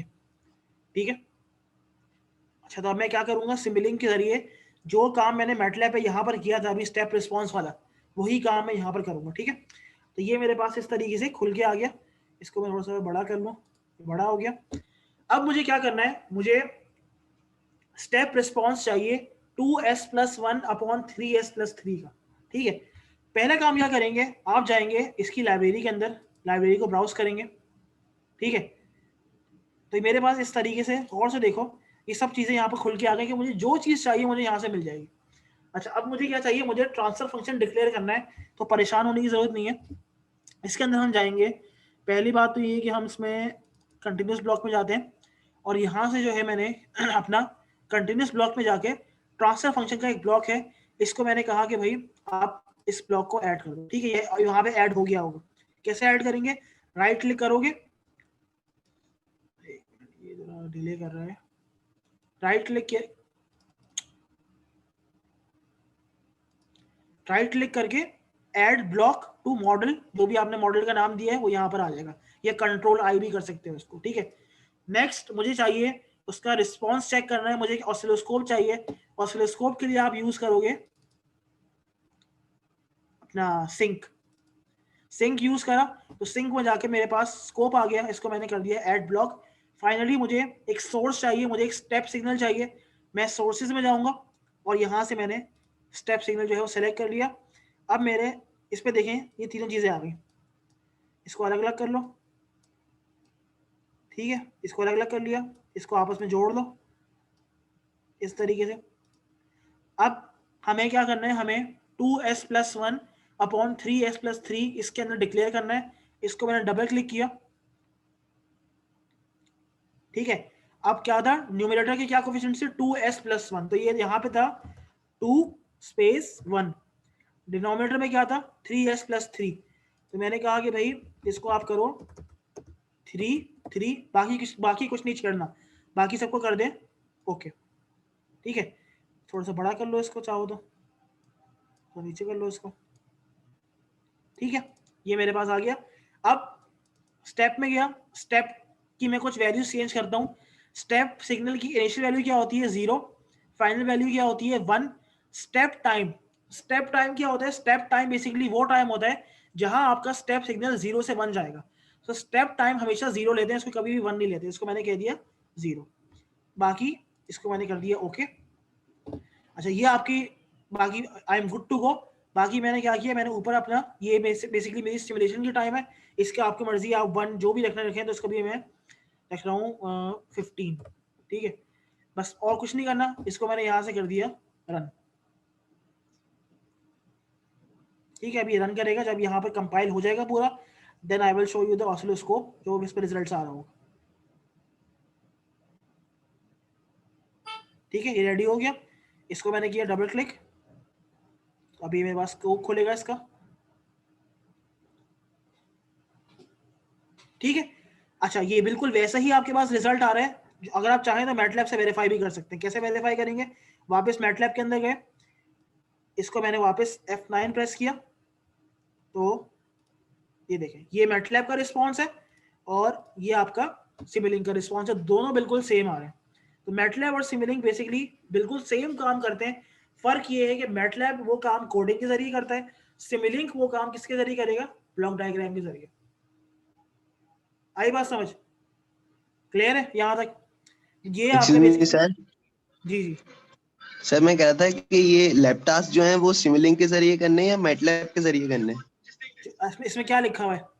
ये सारे मैटलैब के जरिए करने, सिर्फ जो टास्क नंबर 3 है, टास्क नंबर 3 आपको मैटलैब से भी करना है और सिमुलिंक से भी करके दोनों को कंपेयर करना है कि क्या मेरे पास ये चीज सेम आ रही है या आया डिफरेंट आ रही है। सेम आएगी बिल्कुल ही, सही है, ठीक है जी। तो ये बेसिकली आपको ये 3 टास्क हैं आज की लैब के, जो आपको होम टास्क हैं, जो आपको घर पे परफॉर्म करने हैं। बहुत सिंपल से टास्क हैं, बहुत इजी टास्क हैं, और ये मैंने आपको समझा भी दिया कि किस तरीके से ये तीनों टास्क होंगे और किस तरीके से आप लोग जो है किक स्टार्ट करेंगे हम लोग अपना मैटलैब और सिमुलिंक की जर्नी।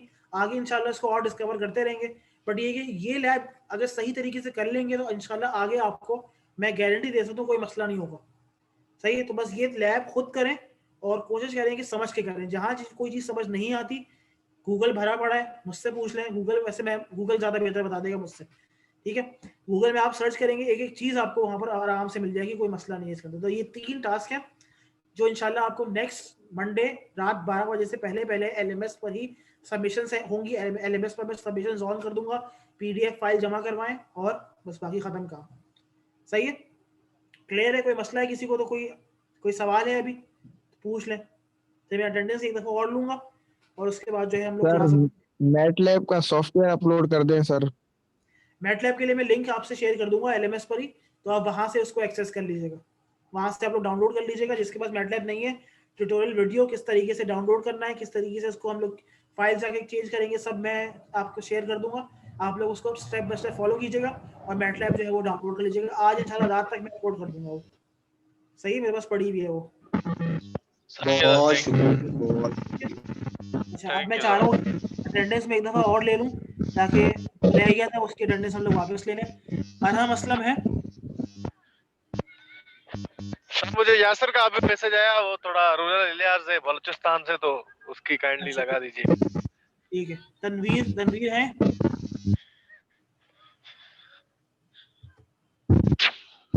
अच्छा, सैयद मुबश्शिर अली? जी सर, सैयद मुबश्शिर अली प्रेजेंट 9216। तालिब जाफरी? तालिब जाफरी नहीं है। अली रजा? अली रजा एब्सेंट है। मोहम्मद मेहराब? Yes sir, present. ठीक है। और यासिर भी है, ठीक है। ठीक है जी, तो ये बेसिकली आपकी आज की क्लास थी। इसका लिंक इंशाल्लाह मैं यूट्यूब पे अपलोड करके आपको जो है प्रोवाइड कर दूंगा। अस्सलाम वालेकुम सर, ये सिमुलिंक का मुझे बता दें वो किस तरह लेंगे? क्या? हेलो क्या चीज क्या कह रहे हैं? अच्छा ऑसिलोस्कोप बता दूं। जी देखें गौर से देखें, आप जाएंगे लाइब्रेरी ब्राउजर एक्सेस करना आ गया, कैसे करेंगे? आप जाओगे इधर, ठीक है, इधर जाके आपने ये एक कलरफुल सा ब्लॉक है जिसमें लिखा हुआ है लाइब्रेरी ब्राउजर, इसको आप क्लिक करोगे तो आपके सामने ये लाइब्रेरी है इस तरीके से खुल के आ गई। अब हमें 3 चीजें चाहिए, ट्रांसफर फंक्शन चाहिए, ऑसिलोस्कोप चाहिए और एक इनपुट स्टेप इनपुट चाहिए, ठीक है। पहले आप जाएंगे कंटिन्यूस ब्लॉक में, वहां से जाके आप लोग क्या यूज करेंगे? Transfer function. इसको कैसे यूज करेंगे? राइट क्लिक करोगे तो राइट क्लिक के बाद क्या करोगे? Add block to model untitled, तो इसको मैंने यहाँ पर इसको ऐड कर दिया। देन हमें चाहिए ऑसिलोस्कोप। ऑसिलोस्कोप के लिए आप जाओगे सिंक्स के अंदर, कहाँ जाओगे?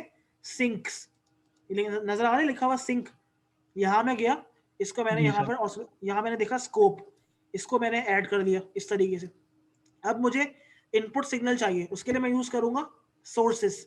सोर्सेस में गया, मैंने यहाँ पर स्टेप सिग्नल यूज किया, इसको मैं ऐड कर लूंगा। इन तीनों को मैंने यहाँ पर ऐड कर लिया। कहाँ पे ऐड कर लिया? अनटाइटल्ड पे। इनको मैंने आपस में जोड़ लिया और उसके बाद कुछ पैरामीटर्स चेंज किए और उसके बाद मैंने इसको रन कर दिया। ठीक है सर। ठीक है, रिकॉर्डिंग मिल जाएगी।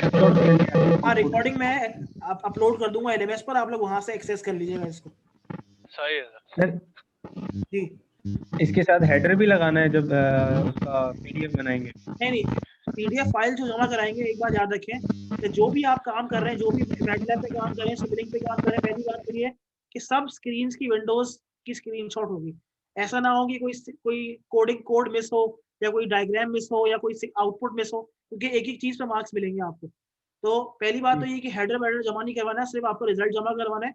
और ये कि एक एक चीज जो भी आप जमा करेंगे कंप्लीट फाइल होगी, कंप्लीट बंडल होगा। ऐसा ना हो कि आधी चीजें मिसिंग हो, आधी चीजें हो उसके अंदर।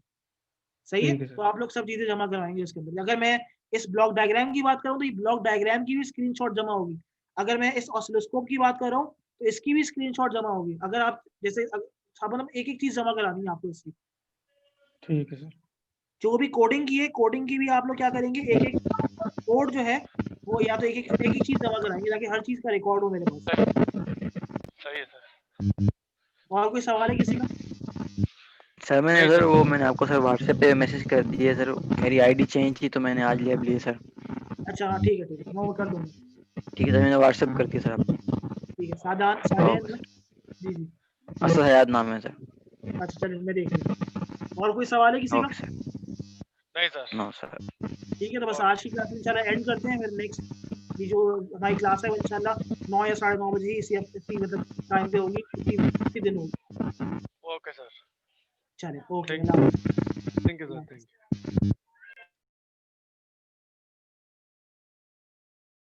यू। लैब मैनुअल्स मैंने LMS पर शेयर कर दिए, तो LMS की लैब मैनुअल्स की टेंशन नहीं लें, आप लोग LMS पे देख लें। LMS पर सारे लैब मैनुअल्स अवेलेबल हैं। जी सर, वो PDF फाइल। देखिए। जी ठीक है।